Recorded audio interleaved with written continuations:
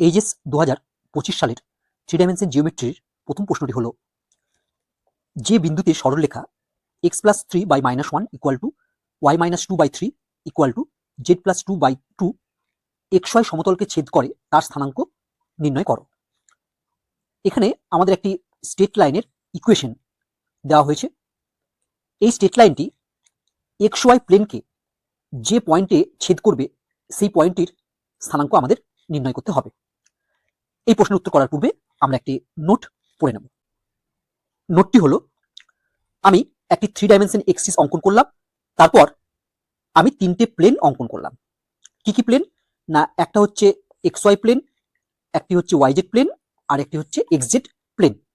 এবার এই xy প্লেনের উপর অবস্থিত যে কোনো বিন্দুর স্থানাঙ্ক কেমন হবে? না, xy প্লেনের উপর অবস্থিত যে কোনো বিন্দুর স্থানাঙ্ক হবে a, b, 0। আবার yz প্লেনের উপর অবস্থিত যে কোনো বিন্দুর স্থানাঙ্ক হবে 0, b, c। আর xz প্লেনের উপর অবস্থিত যে কোনো বিন্দুর স্থানাঙ্ক হবে a, 0, c। অর্থাৎ ভালোভাবে খেয়াল করো, তাহলে দেখবে xy প্লেনের উপর অবস্থিত বিন্দুটির z স্থানাঙ্কের মান 0, আবার yz প্লেনের উপর অবস্থিত বিন্দুটির x স্থানাঙ্কের মান 0। আবার দেখো xz প্লেনের উপর অবস্থিত বিন্দুটির y স্থানাঙ্কের মান হচ্ছে 0। এই বিষয়টি তোমরা খুব সহজে কিভাবে মনে রাখবে দেখো। xy প্লেন, দেখো xy প্লেনে z নেই, তাই আমরা বলবো বা মনে রাখবো, যেহেতু z নেই তাই xy প্লেনে অবস্থিত কোনো বিন্দুর z স্থানাঙ্কের মান 0 হবে। আবার দেখো yz প্লেনে x নেই, তাই yz প্লেনে অবস্থিত কোনো বিন্দুর x স্থানাঙ্কের মান 0 হবে। একইভাবে দেখো xz প্লেনে y নেই, তাই xz প্লেনে অবস্থিত কোনো বিন্দুর y স্থানাঙ্কের মানটি হবে 0। তোমরা এইভাবেও খুব সহজে মনে রাখতে পারো। চলো এবার আমরা এই প্রশ্নের উত্তর করে ফেলি। অ্যান্সার, প্রথমে যে সমীকরণটি দেওয়া আছে সেই সরলরেখার সমীকরণটি আমরা লিখে ফেললাম। এরপর আমরা এটা ইকুয়াল টু একটি প্যারামিটার t ধরে নিলাম, যেখানে t হলো বাস্তব প্যারামিটার। এরপর আমরা কি করব? এরপর আমরা প্রথমে x+3/-1 ইকুয়াল টু t লিখব, সেখান থেকে আমরা x ইকুয়াল টু নির্ণয় করব। তারপর কি করব? তারপর একইভাবে y-2/3 ইকুয়াল টু t লিখব, সেখান থেকে আমরা y এর মান নির্ণয় করব। তারপর আমরা z+2/2 ইকুয়াল টু t লিখব, সেখান থেকে আমরা z এর মান নির্ণয় করব। এটাকে 1 নম্বর নাম দিলাম সমীকরণটিকে। আমরা লিখে ফেললাম x+3/-1 ইকুয়াল টু t। এবার এই সমীকরণটি থেকে আমরা x এর মান নির্ণয় করব। দেখো এখান থেকে আমরা x এর মান পাবো কি? This implies x+3 equal to -t, this implies x equal to -t -3। এরপর আমরা কি করব? এরপর আমরা একইভাবে y-2/3 ইকুয়াল টু t লিখব, সেখান থেকে y ইকুয়াল টু আমরা নির্ণয় করব। তাহলে দেখো আমরা সেখান থেকে আমরা লিখতে পারবো, দেখো এটা, সেখান থেকে আমরা পেয়ে গেলাম y ইকুয়াল টু 3t + 2। একইভাবে আমি সবশেষে লিখব z+2/2 ইকুয়াল টু t, সেখান থেকে আমরা দেখো z এর মান নির্ণয় করলে পাবো z ইকুয়াল টু 2t - 2। তাহলে এই 1 নং সরলরেখাটির ওপর বা প্রদত্ত সরলরেখাটির ওপর যে কোনো বিন্দুর স্থানাঙ্ক কত হবে? না, যে কোনো বিন্দুর স্থানাঙ্ক হবে -t - 3, 3t + 2, 2t - 2। তাহলে আমরা লিখতে পারবো যে অতএব 1 নং সরলরেখার উপর যে কোনো বিন্দুর স্থানাঙ্ক -t - 3, 3t + 2, 2t - 2। এবার দেখো প্রশ্নে কি বলেছে? প্রশ্নে বলেছে যে এই সরলরেখাটি xy সমতলকে ছেদ করে। তাহলে দেখো এর পরের লাইনে আমরা কি লিখছি?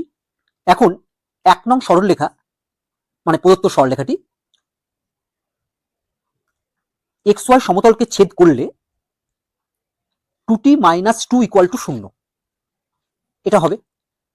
কারণ 1 নং সরলরেখার ওপর যে কোনো বিন্দুর স্থানাঙ্ক হচ্ছে এটা। এবার যদি আমরা বলি যে 1 নং সরলরেখাটি XY প্লেনকে ছেদ করেছে, তাহলে আমরা একটু আগেই নোটে পড়লাম XY প্লেনকে ছেদ করলে সেই বিন্দুটির জেড স্থানাঙ্কের মান কি হয়? জেড স্থানাঙ্কের মান হয়ে যায় হচ্ছে 0। তাহলে এখানে দেখো জেড স্থানাঙ্ক হচ্ছে 2t - 2, তাহলে আমরা লিখতে পারবো 2t - 2 = 0। এখান থেকে আমরা t এর মান নির্ণয় করব। দেখো এখান থেকে আমরা t এর মান নির্ণয় করলে আমরা পাবো t = 1। এরপর আমরা এই t = 1 অর্থাৎ t এর মান 1 এই বিন্দুটিতে বসিয়ে দেবো, তাহলেই আমরা নির্ণীয় বিন্দুটির স্থানাঙ্ক পেয়ে যাব। অতএব প্রদত্ত সরলরেখাটি XY সমতলকে যে বিন্দুতে ছেদ করে তার স্থানাঙ্ক। আমরা প্রথমে স্থানাঙ্কটি লিখলাম। এবার t এর মান যদি 1 বসাই তাহলে আমরা কত পাবো? দেখো t এর মান 1 বসালে আমরা এটা পাবো। এটাকে যদি আমরা ক্যালকুলেশন করি তাহলে আমরা পাবো দেখো এটা -4,5,0। এটাই হচ্ছে আমাদের অ্যান্সার। এইচএস 2025 সালে 3 ডাইমেনশন জিওমেট্রির দ্বিতীয় প্রশ্নটি হলো, দেখো এখানে দুটো সরলরেখা দেওয়া আছে। আমাদের এ এর মান নির্ণয় করতে বলেছে যখন সরলরেখা দুটি পরস্পর লম্ব হবে এবং সরলরেখা দুটি পরস্পর সমান্তরাল হবে। অর্থাৎ আমাদের দুটো গিভেন স্ট্রেট লাইন দেওয়া আছে, সেই গিভেন স্ট্রেট লাইন দুটি পরস্পর পারপেন্ডিকুলার হলে আমাদের এর মান নির্ণয় করতে হবে, এবং আবার এই গিভেন স্ট্রেট লাইন দুটি পরস্পর সমান্তরাল বা প্যারালাল হলে আমাদের পুনরায় এর মান নির্ণয় করতে হবে। চলো আমরা এই প্রশ্নের উত্তর করার পূর্বে একটি নোট পড়ে নিই। নোট, আমি একটি সরলরেখা অঙ্কন করলাম। ব্ল্যাক কালারের সরলরেখাটির ডিয়ারগুলি হলো A1, B1, C1। আরেকটি গ্রিন কালারের সরলরেখা অঙ্কন করলাম যার ডিয়ারগুলি হলো A2, B2, C2। এখন যদি এই সরলরেখা দুটো পরস্পর লম্ব হয়, কি হয় না লম্ব হয়, তাহলে কি হবে? তাহলে এই দ্বিগুণোৎপাদগুলির গুণফলের যোগফল এর মান 0 হবে। অর্থাৎ A1 × A2 plus B1 × B2 plus C1 × C2 = 0 হবে। তাহলে আমরা লিখবো হচ্ছে A1 × A2 plus B1 × B2 plus C1 × C2 = 0। আবার যদি সরলরেখা দুটো পরস্পর সমান্তরাল হয় তাহলে কি হবে? তাহলে এই দিক অনুপাতগুলির অনুপাত পরস্পর সমান হবে। অর্থাৎ আমরা লিখব A1/A2 = B1/B2 = C1/C2। চলো এবার আমরা এই প্রশ্নের উত্তর করে ফেলি। অ্যান্সার, আমরা এখানে দেখতে পাচ্ছি যে প্রথম যে সরলরেখাটি আছে সেটি সিমেট্রিক্যাল ফর্মে অর্থাৎ প্রতিসম আকারে আছে। তাহলে আমরা বলতে পারবো প্রথম সরলরেখাটির দিক অনুপাত সমূহ হলো A, 6, 5। তাহলে আমরা লিখতে পারবো যে প্রথম সরলরেখাটির দিক অনুপাত সমূহ A, 6, 5। আবার দেখো দ্বিতীয় সরলরেখাটিও প্রতিসম আকারে আছে। তাহলে আমরা বলতে পারবো দ্বিতীয় সরলরেখাটির দিক অনুপাত সমূহ বা ডিরেকশন রেশিও হলো 3, 2A, 5। তাহলে আমরা লিখবো যে দ্বিতীয় সরলরেখাটির দিক অনুপাত সমূহ 3, 2A, 5। এইবার আমরা এর দাগের প্রশ্নের উত্তর করব, অর্থাৎ সরলরেখা দুটি পরস্পর লম্ব হলে কি হবে। তাহলে আমরা লিখে ফেলি যে এর দাগের সরলরেখা দুটি পরস্পর লম্ব হলে, দেখো সরলরেখা দুটি পরস্পর লম্ব হলে আমরা প্রথমে লিখব A × 3 মানে 3A প্লাস 6 × 2A মানে 12A প্লাস 5 × 5 মানে হচ্ছে 25 = 0। সেখান থেকে আমরা সহজেই এর মান নির্ণয় করতে পারবো। তাহলে আমরা লিখতে পারবো A × 3 প্লাস 6 × 2A প্লাস 5 × 5 = 0। এবার এটাকে সমাধান করে আমরা সহজেই এর মান নির্ণয় করতে পারবো। তাহলে আমরা নেক্সট লাইনে লিখতে পারবো this implies 3A plus 12A plus 25 = 0। This implies 15A দেখো আমরা পাবো -25। দিস ইমপ্লাইজ A আমরা পাবো -25/15। এটাকে যদি 5 দিয়ে কাটাকাটি করি তাহলে আমরা পাবো 5 × 3 = 15, 5 × 5 = 25। তাহলে আমরা A পেয়ে গেলাম হচ্ছে -5/3। এটা আমাদের একটা অ্যান্সার। এরপর আমরা বিয়ের দাগের প্রশ্নের উত্তর করব। দেখো বিয়ের দাগে বলেছে সরলরেখা দুটি পরস্পর সমান্তরাল হলে আমাদের এর মান নির্ণয় করতে হবে। আমরা প্রথম সরলরেখাটির ডিআর বা দিক অনুপাত সমূহ জানি A, 6, 5। আর দ্বিতীয় সরলরেখাটির দিক অনুপাত সমূহ হচ্ছে 3, 2a, 5। যেহেতু সরলরেখা দুটি পরস্পর সমান্তরাল, তাহলে আমরা প্রথমে লিখব কি না a/3 equal to 6/2a 6/2a equal to 5/5, অর্থাৎ দিক অনুপাতগুলির অনুপাত পরস্পর সমান হবে। এখান থেকে আমরা সহজেই দেখো এর মান নির্ণয় করে ফেলতে পারবো। দিস ইমপ্লাইজ আমরা লিখতে পারি প্রথম অনুপাতটা a/3 ইকুয়াল টু শেষ অনুপাতটা মানে হচ্ছে 5/5। 5 আর 5 কেটে গেলে 1 হলো, 5 × 5। এখান থেকে আমরা পেয়ে যাব a ইকুয়াল টু কত না 3। এটাও আমাদের আর একটি উত্তর। এরপর আমরা একটি নোট পড়ে নেব, খুব গুরুত্বপূর্ণ নোট। কেউ যদি প্রথম অনুপাত ইকুয়াল টু দ্বিতীয় অনুপাত নিয়ে এর মান নির্ণয় করতো তাহলে কি হতো দেখো। প্রথম দুটি অনুপাত নিলে আমরা লিখতাম a/3 ইকুয়াল টু 6/2a। এবার দেখো এখান থেকে হচ্ছে 2, 3, 6 কেটে যেত। এবার যদি আমরা এখানে সিম্পলিফাই করতাম তাহলে কি পেতাম দেখো, দিস ইমপ্লাইজ আমরা লিখতাম a square equal to 9, this implies a equal to plus minus √9, this implies a equal to হচ্ছে প্লাস মাইনাস 3, অর্থাৎ এর মান আমরা পেলাম প্লাস মাইনাস 3। কেউ যদি a equal to plus minus 3 answer লিখে দিত তাহলে কিন্তু তার অ্যান্সারটি ভুল হতো। এক্ষেত্রে কি করতে হতো তোমাকে, এক্ষেত্রে আবার তোমাকে কি করতে হতো, প্রথম অনুপাত এবং শেষ অনুপাত নিয়ে এর মান নির্ণয় করতে হতো, বা শেষ দুটি অনুপাত নিয়ে এর মান নির্ণয় করতে হতো। তুমি যদি প্রথম অনুপাত এবং শেষ অনুপাত নিয়ে এর মান নির্ণয় করতে তাহলে এর মান পেতে 3। আবার দেখো তুমি যদি শেষ দুটি অনুপাত নিয়েও এর মান নির্ণয় করতে তাহলেও তুমি এর মান কত পেতে, 3 পেতে। তাহলে তুমি যদি প্রথম দুটি অনুপাত নিয়ে করতে তাহলে তুমি এক্ষেত্রে মান পেতে হচ্ছে, এর মান হচ্ছে প্লাস মাইনাস 3। তখন তুমি কি করতে, অন্য অনুপাত দুটি নিতে দিয়ে এর মান নির্ণয় করতে, সেক্ষেত্রে তুমি পেতে a ইকুয়াল টু 3। যেহেতু আমরা প্রথম দুটি অনুপাত নিয়ে এর মান পেলাম প্লাস মাইনাস 3, আর প্রথম দুটি বাদে অন্য যে কোনো দুটি অনুপাত নিয়ে আমরা এর মান পেতাম a ইকুয়াল টু 3, তাহলে আমরা কিন্তু বলতাম সঠিক উত্তর কিন্তু হবে a ইকুয়াল টু 3। আশা করি কি বলতে চাইলাম বিষয়টি তোমরা ভালোভাবে বুঝতে পারলে। দেখো আমরা যদি a ইকুয়াল টু -3 নিতাম তাহলে কি হতো না, আমরা যদি এই অনুপাতে a ইকুয়াল টু -3 বসাতাম তাহলে কি হতো দেখো, a ইকুয়াল টু -3 এখানে বসালে এর ভ্যালু পেতাম -1, a ইকুয়াল টু -3 এখানে বসালেও এর ভ্যালু পেতাম -1, কিন্তু এর ভ্যালু কত হচ্ছে 1। সেক্ষেত্রে তিনটে অনুপাত সমান সেটা বলা যেত না, তার জন্যে a ইকুয়াল টু -3 অ্যান্সার হবে না, সঠিক উত্তর হবে a ইকুয়াল টু 3। এবার আশা করি a ইকুয়াল টু -3 কেন নেওয়া হবে না সেটা বুঝতে পারলে। a ইকুয়াল টু 3 যদি এখানে বসাও দেখবে অনুপাত তিনটির মান সেম হচ্ছে। এইচএস 2025 সালের 3 ডাইমেনশন জিওমেট্রির তৃতীয় প্রশ্নটি হলো x/1 equal to y-1/2 equal to z-2/3 সরলরেখার সাপেক্ষে 1,6,3 বিন্দুটির প্রতিবিম্ব নির্ণয় করো। প্রতিবিম্বটি এবং বিন্দুটির মধ্য দিয়ে যে সরলরেখা যায় তার সমীকরণ নির্ণয় করো।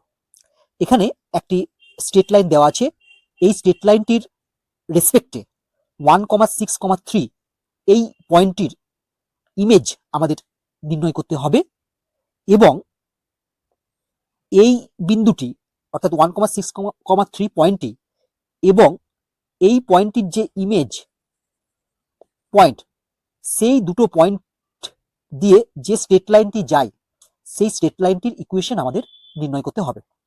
চলো আমরা এই প্রশ্নের উত্তর করে ফেলি। অ্যান্সার, আমি প্রথমে প্রদত্ত সরলরেখাটি লিখে ফেললাম এবং এটার নাম দিলাম এবি, অর্থাৎ এবি দিয়ে কোলন চিহ্ন দিলাম, দিয়ে আমরা লিখলাম প্রদত্ত সরলরেখাটি। তার মানে বোঝালো যে এই প্রদত্ত সরলরেখাটি হচ্ছে এবি সরলরেখা, এবং এই সমীকরণটির আমরা নাম দিয়ে দিলাম 1 নম্বর সমীকরণ। এবার আমরা একটি স্ট্রেট লাইনের ছবি অঙ্কন করলাম। এই স্ট্রেট লাইনটি হলো এবি স্ট্রেট লাইন, অর্থাৎ 1 নং সরলরেখার চিত্রটি হলো এটা। যেহেতু এবি এই সরলরেখাটি অর্থাৎ 1 নং সরলরেখাটি সিমেট্রিক্যাল ফর্মে আছে, অর্থাৎ প্রতিসম আকারে আছে, তাই আমরা বলতে পারবো যে 1 নং সরলরেখার ডিআর গুলি হলো 1, 2, 3। তাহলে আমরা চিত্রে এবি সরলরেখার নিচে ডিআর দিয়ে লিখে ফেললাম 1, 2, 3। এইবার আমাদের নির্ণয় করতে বলেছে 1,6,3 বিন্দুটির প্রতিবিম্ব। আমি এবি সরলরেখার উপরের দিকে একটি বিন্দু নিলাম, যার নাম দিলাম পি, এবং এই পি বিন্দুটি হলো 1,6,3 বিন্দু, অর্থাৎ 1,6,3 বিন্দুটির আমি নাম দিলাম পি। তাহলে আমরা লিখি এবং পি 1,6,3, তার মানে 1,6,3 বিন্দুটির নাম দিলাম পি। আমাদের এই পি বিন্দুর প্রতিবিম্ব নির্ণয় করতে বলেছে, কার সাপেক্ষে? না, এই এবি সরলরেখার সাপেক্ষে। এখন তোমরা যদি এই এবি সরলরেখাটিকে আয়না ভাবো, তাহলে পি এর ইমেজ বা চিত্র বা ছবি কোন দিকে দেখতে পাবে? তাহলে পি এর ইমেজ অবশ্যই দেখা যাবে এই এবি সরলরেখার যেদিকে পি আছে ঠিক তার উল্টো দিকে। অর্থাৎ এই পি বিন্দুর ইমেজ আমরা কোন দিকে দেখতে পাবো? না, পি বিন্দুর ইমেজ আমরা দেখতে পাবো এবি সরলরেখার উল্টো দিকে। এবার এই এবি সরলরেখা থেকে এই পি বিন্দুর দূরত্ব যা, ঠিক এবি সরলরেখা থেকে পি বিন্দুর বিপরীত দিকে তত দূরত্বেই এই পি বিন্দুর ইমেজ আমরা দেখতে পাবো। আমরা ধরে নিচ্ছি যে পি বিন্দুর ইমেজ হলো এই বিন্দুটি, যার নাম দিলাম আমরা কিউ, এবং কিউ বিন্দুর আমরা স্থানাঙ্ক ধরে নিচ্ছি হচ্ছে এ, বি, সি। ঠিক আছে, আমরা কিউ বিন্দুর স্থানাঙ্ক ধরে নিলাম এ, বি, সি।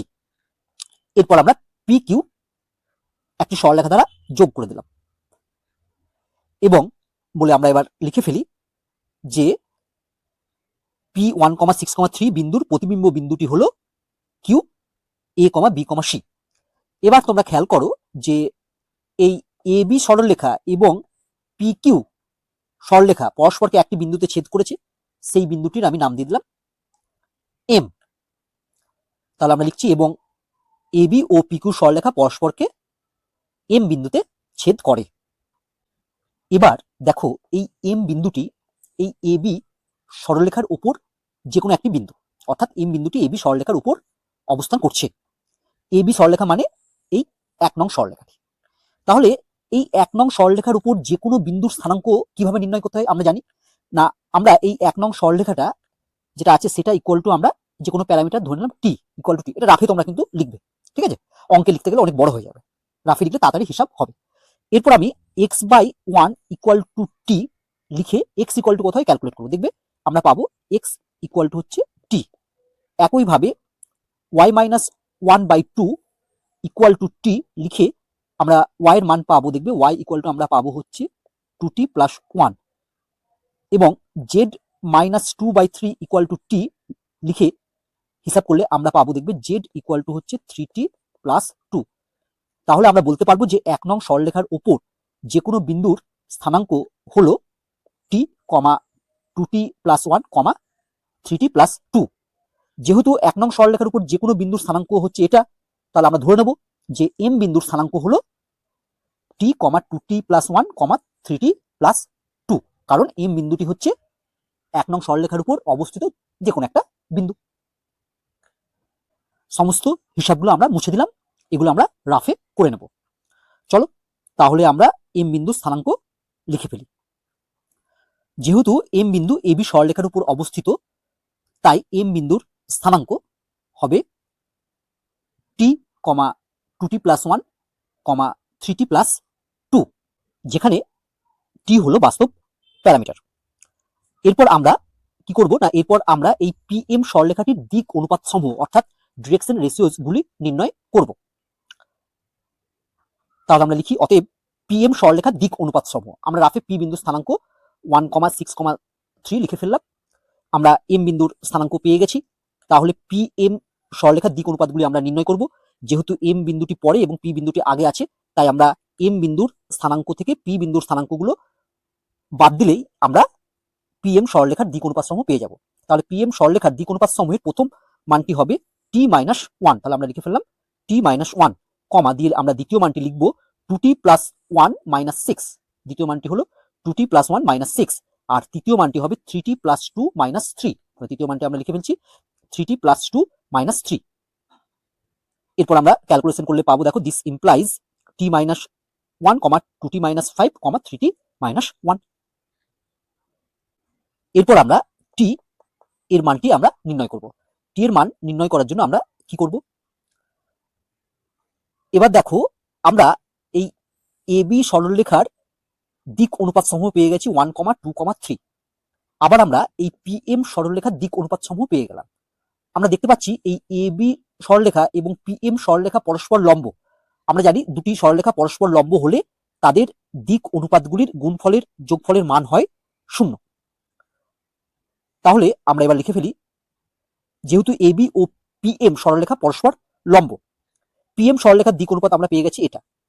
আর দেখো এবি সরলরেখার যে দিক অনুপাত সেগুলো আমরা এই রাফে লিখে ফেললাম। এবি সরলরেখার দিক অনুপাতগুলি হলো 1, 2, 3। তাহলে আমরা কি লিখবো এবার, তাহলে আমরা প্রথমে লিখবো 1 ইন্টু টি মাইনাস 1। তাহলে আমরা লিখছি 1 into t minus 1 plus 2 into 2t minus 5 plus 2 into 2t minus 5। তারপরে লিখবো plus 3 into 3t minus 1 plus 3 into 3t minus 1 equal to 0। এটাকে আমরা সিম্পলিফিকেশন করলে আমরা টি এর মান এখান থেকে পেয়ে যাব। তোমরা তোমাদের মতো ক্যালকুলেশন করবে। এর পরের লাইন আমরা দেখো লিখতে পারবো দিস ইমপ্লাইজ এটা ইকুয়াল টু 0। এখান থেকে আমরা লিখতে পারবো দিস ইমপ্লাইজ এটা ইকুয়াল টু 0। এটাকে আমরা যদি সমাধান করি তাহলে আমরা পাবো, দেখো this implies T equal to 1। তাহলে আমরা টি এর মান পেয়ে গেলাম হচ্ছে 1। এরপর আমরা এই টি এর মান 1 এম বিন্দুর স্থানাঙ্কতে বসিয়ে দেব। দেখো আমরা এম বিন্দুর স্থানাঙ্ক পেয়েছিলাম হচ্ছে এটা টি কমা 2t প্লাস 1, 3t প্লাস 2। এটা হচ্ছে এম বিন্দুর স্থানাঙ্ক। এখানে টি ইকুয়াল টু 1 আমরা বসিয়ে দিলে এম বিন্দুর স্থানাঙ্ক আমরা সহজেই পেয়ে যাব। তাহলে দেখো আমরা লিখতে পারবো কি না, অতএব এম বিন্দুর স্থানাঙ্ক দিয়ে আমরা টি দিয়ে যে মানটা পেয়েছি সেটা আমরা লিখবো। অর্থাৎ আমরা টি দিয়ে যে স্থানাঙ্কটি পেয়েছিলাম সেটা লিখে ফেললাম। এবার এখানে যদি আমরা টি এর মান 1 বসিয়ে দিই তাহলে কি পাবো, দেখো তাহলে এত পাবো ইকুয়াল টু আমরা পেলাম 1, 3, 5। তাহলে এম বিন্দুর স্থানাঙ্ক আমরা পেয়ে গেলাম 1, 3, 5। এরপর আমরা কি করব, চলো চিত্রের মাধ্যমে বিষয়টি আমরা আরো ভালোভাবে বুঝে নিই। আমরা যে ছবিটা অঙ্কন করেছিলাম সেখানে আবার ফিরে এলাম। এবার দেখো আমরা এই এম বিন্দুর স্থানাঙ্ক কত পেয়ে গেলাম, এই এম বিন্দুর স্থানাঙ্ক পেয়ে গেলাম 1, 3, 5। এবার দেখো এই এম বিন্দুটি কিন্তু এই পি আর কিউ বিন্দুর মাঝে অবস্থান করছে।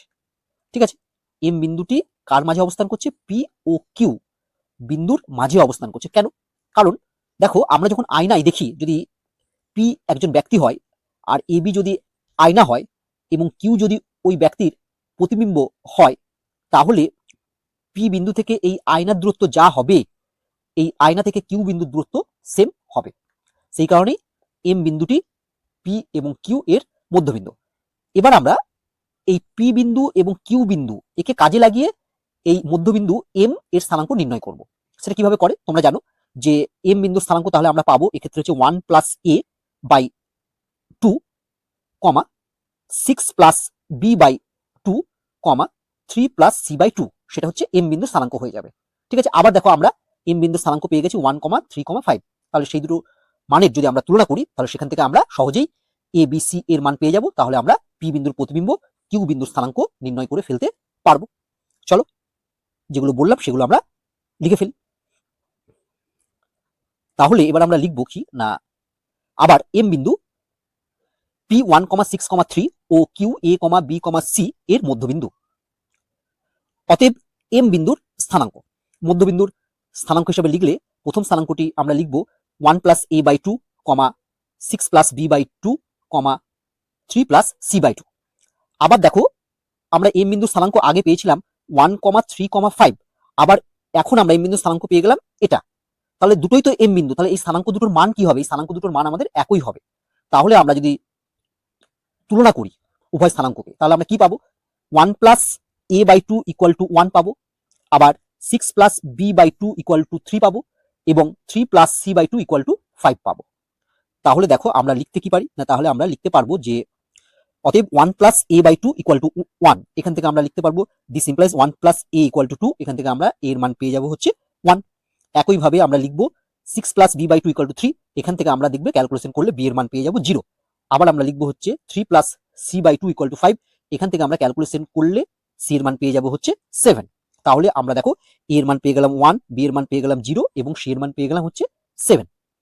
তাহলে আমরা এবার লিখবো যে অতএব প্রতিবিম্ব বিন্দুটির স্থানাঙ্ক। দেখো প্রতিবিম্ব বিন্দুটি কে ছিল, প্রতিবিম্ব বিন্দুটি ছিল কিউ, তার স্থানাঙ্ক আমরা ধরে নিয়েছিলাম এ কমা বি কমা সি। এবার যদি আমরা এই এ বি সি এর মানগুলো এখানে বসিয়ে দিই তাহলে আমরা পেয়ে যাব হচ্ছে 1,0,7। তাহলে অতএব প্রতিবিম্ব বিন্দুটির স্থানাঙ্ক আমরা পেয়ে গেলাম 1,0,7। এটাই হচ্ছে আমাদের প্রথম পার্টের অ্যান্সার। চলো এরপর আমরা সেকেন্ড পার্টের উত্তরটি করে ফেলি। চলো আমরা প্রথমে দেখে নিই সেকেন্ড পার্টে আমাদের কি উত্তর চাওয়া হয়েছে। দেখো সেকেন্ড পার্টে আমাদের বলেছে যে প্রতিবিম্বটি এবং বিন্দুটির মধ্য দিয়ে যে সরলরেখা যায় তার সমীকরণ নির্ণয় করো। এবার আমরা যদি ছবিতে ফিরে আসি তাহলে দেখো এক্ষেত্রে প্রতিবিম্ব বিন্দুটি হচ্ছে কিউ এবং যে বিন্দুটি দেওয়া ছিল সেটি হচ্ছে 1,6,3। এই দুটো বিন্দু দিয়ে যে সরলরেখাটি যায় সেটি হলো পি কিউ। তাহলে আমাদের এই পি কিউ এই সরলরেখার সমীকরণটি নির্ণয় করতে বলেছে, যেখানে আমরা পি বিন্দুর স্থানাঙ্ক জানি, কিউ বিন্দুর স্থানাঙ্ক জানি। তাহলে সেকেন্ড পার্টে আমাদের নির্ণয় করতে হবে এই পি কিউ সরলরেখার সমীকরণ। চলো আমরা পি কিউ সরলরেখার সমীকরণটি নির্ণয় করে ফেলি।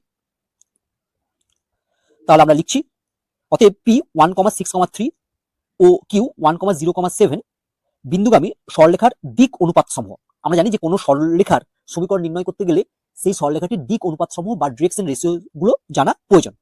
তাহলে এক্ষেত্রে পি কিউ সরলরেখার দিক অনুপাত কি হবে না, পি কিউ সরলরেখার দিক অনুপাত হবে 1 - 1, 0 - 6, 7 - 3।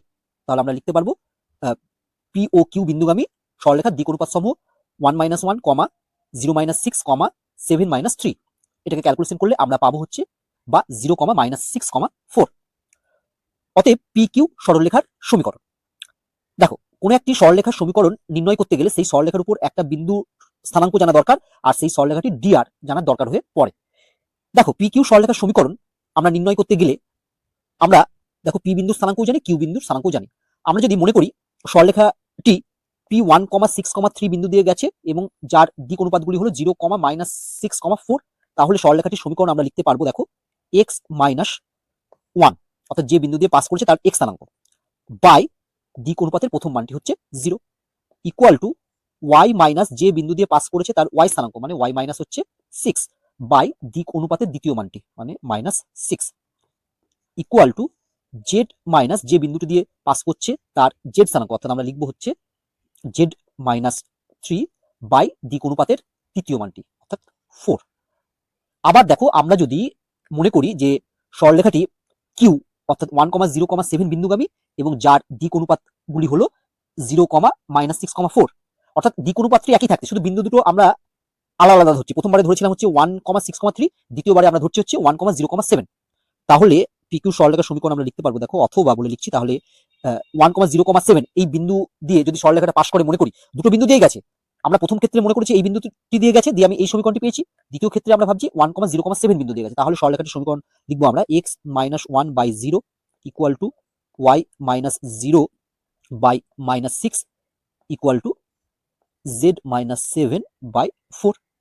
দেখো এটাকে যদি আমরা একটু সিম্পলিফিকেশন করি তাহলে আমরা লিখতে পারবো this implies x - 1/0 equal to y by -6 equal to z - 7